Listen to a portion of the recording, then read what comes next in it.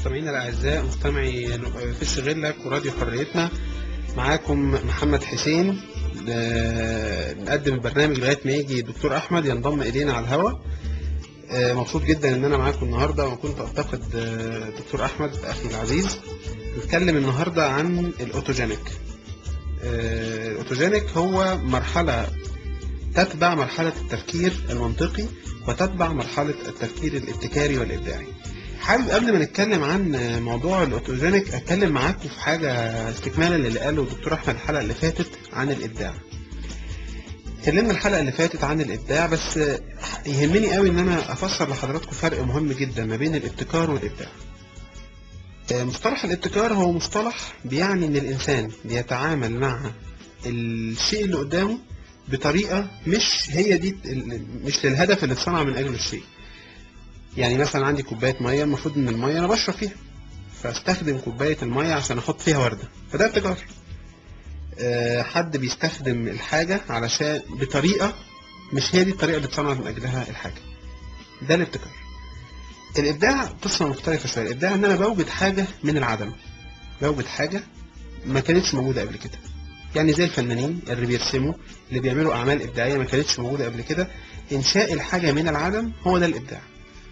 وعشان كده سبحان الله في أسماء ربنا سبحانه وتعالى اسم المبدع، لأن سبحانه وتعالى أنشأ كل حاجة من العدم. ما كانش في دنيا، ما كانش في إنسان، ما كانش في جن، ما كانش في أي حاجة. ربنا سبحانه وتعالى أنشأ كل ده من العدم، فلذلك من ضمن أسماء ربنا سبحانه وتعالى المبدع.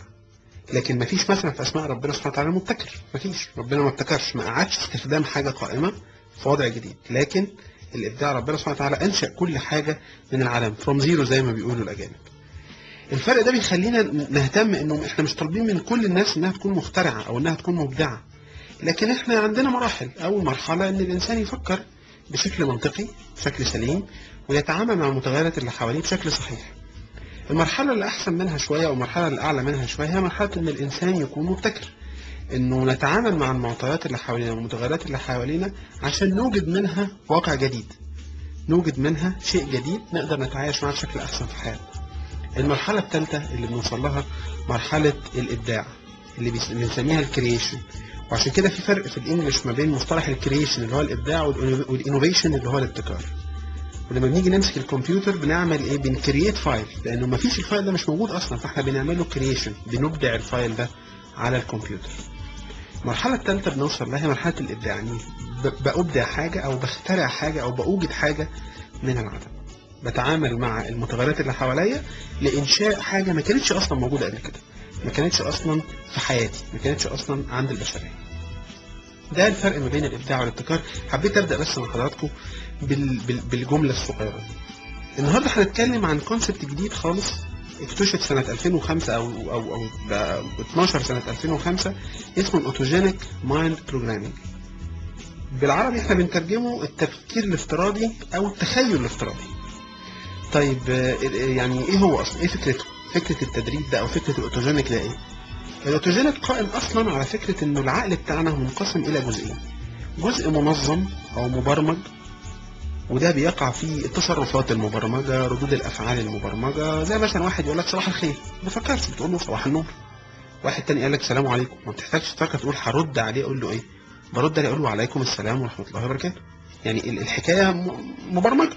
بنزل العربية بعمل ايه؟ احط ايدي في جيبي، اطلع المفتاح، احط مفتاح العربية فيها عشان تدور. يعني القصة كلها مبرمجة، تصرف، مش محتاج ان انا يعني اعمل فيه حاجة جديدة. هو حاجة خلاص في دماغي، انا عارف الحاجة دي هعملها ازاي، فبعملها بالطريقة اللي انا عارفها. سواء كانت الحاجة دي ردود فعل، سواء كانت ردود، سواء كانت تصرفات، المهم انها حاجة مبرمجة عندي في العقل. الجزء الثاني في العقل بتاعنا هو الجزء غير المبرمج او الجزء غير المنظم، اللي هي الحاجات اللي انا محتاج افكر فيها، الحاجات اللي انا محتاج اخد وقتي عشان اطلع تصرف جديد. حد قال لي جملة جديدة، موقف جديد اتحطيت فيه، حد اتحطيت في، قابلت ناس اول مرة قابلهم وقالوا سألوني سؤال اول مرة اتسأله.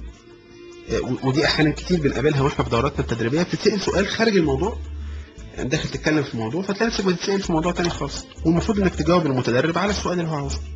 دي حاجة بتحصل كتير مثلا في شغلنا.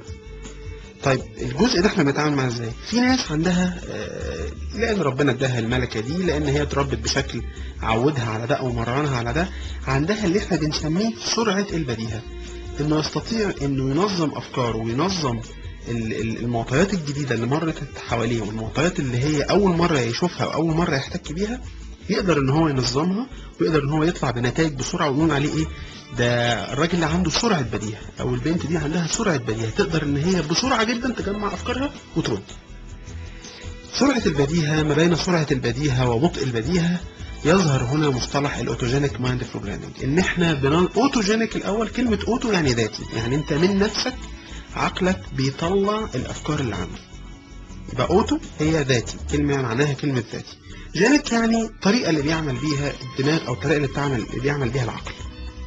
فاذا اوتوجينيك مايند بروجرامينج هو العلم المعني ببرمجه العقل او بتنظيم العقل عشان نوصل في النهايه الى نتائج افضل. طيب الاول خلونا نتكلم العلم ده.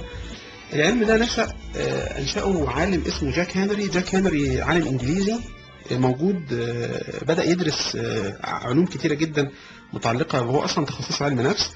درس علوم كتيرة جدا متعلقة بالسلوك الإنساني وطريقة تصرف الإنسان في المواقف المختلفة. كان بيشتغل مستشار في العلوم الإنسانية والتواصل مع الناس. بعدين بدأ يدرس علوم كتيرة جدا هدفها الإنسان، ولقى إن في ناس عندها سرعة البديهة وفي ناس بتتصرف في مواقف. فبدأ يفكر، طب هي الناس دي جابت التصرف ده منين؟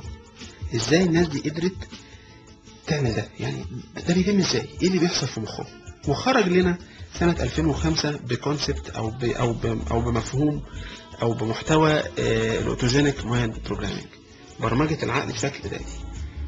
وعشان كده احنا بنربطه بالتفكير. احنا فاكرين حضراتكم لما عرفنا التفكير قبل كده انه عملية واعية مستمرة، الأوتوجينيك برضو عملية واعية مستمرة، بس الهدف منها ما هواش معالجة المعلومات اللي حواليا عشان أوصل لنتائج، لا، الهدف منها افتراض معلومات جديدة. أسأل نفسي، طب أنا لو اتحطيت في الموقف ده هعمل إيه؟ أنا لو مر بيا الحدث ده هتصرف إزاي أو هفكر إزاي؟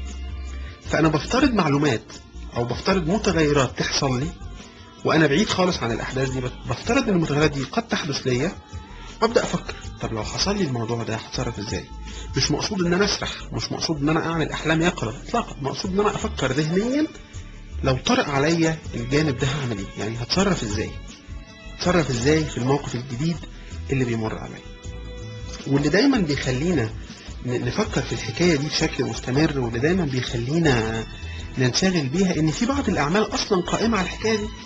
في بعض الاعمال، الناس اللي بتواجه الجمهور، الناس اللي بتتصرف بطريقة جديدة مرت عليها. يعني خليني اقول لكم مثلا انا دلوقتي كنت جاي عشان انا ضيف الدكتور احمد عبد الله في برنامج في الشغل، لظروف ما، وللاسف انا ما كنتش واخد في بالي ان ده ممكن يحصل. اتفقت مع الدكتور احمد ان خلاص اطلع يا محمد لغايه ان انا الحق ان شاء الله الجزء الثاني من الحلقه. فده موقف جديد، انا ما كنتش منظم عقلي ان انا وانا جاي، مش في دماغي، انا في دماغي ان انا هيدور حوار ما بيني وبين الدكتور احمد علشان نناقش هذا الموضوع. فيظهر انه يشاء ربنا انه اتحط انا بقى في هذا الموقف كبيان عملي لحضراتكم. طب ورينا بقى، انت جاي تكلمنا في الاوتوجينيك، ورينا بقى، يعني ورينا ايه اللي هيحصل. انت مش جاي تقول لنا دربوا عقلكم وافترضوا حاجات. للاسف انا ما كنتش مفترض اني هطلع لوحدي معاكم، ولذلك يعني ما كانش سر الحديث هيبقى كده. يعني في اعداد ما بيني وبين الدكتور احمد على حاجه معينه، بس يظهر الدكتور احمد كان ناوي يعمل لي بيان عملي مع حضراتكم. يعني ناوي يعني يحطني في موقف عملي نشوف بقى هنتصرف فيه ازاي. بس يعني ادينا مكملين مع بعض عشان يبقى الكلام كلام نظري ومطبق عمليا في نفس الوقت. ففكره الاوتوجينيك زي ما قلت لحضراتكم هي ان بدرب العقل عن طريق وضعه في مواقف جديدة ما مرش بيها، عشان أوصل بالعقل ده لتلقائية التصرف السليم. إن يبقى عندي أنا خبرة، لأنه إحنا دايما بنقول إيه؟ نقول فلان ده عنده خبرة، أصله مثلا محمد ده عنده خبرة في الموضوع ده. يعني إيه خبرة؟ يعني لما نيجي نتكلم عن فكرة خبرة دي نقول أصله هو مر بالمواقف دي كتير، فقدر يبقى عنده وجهة نظر إزاي ممكن يتصرف. فبالتالي بقى عند محمد أو عند أي واحد فكرة عن التصرف في الإطار ده المفروض إنه يتم إزاي. طيب لو واحد ما مرش بيه الظروف ده، ما مرش بهذا الظرف قبل كده، أو ما مرش بيه التفاصيل دي قبل كده، ما بيبقاش عنده هذه الخبرة.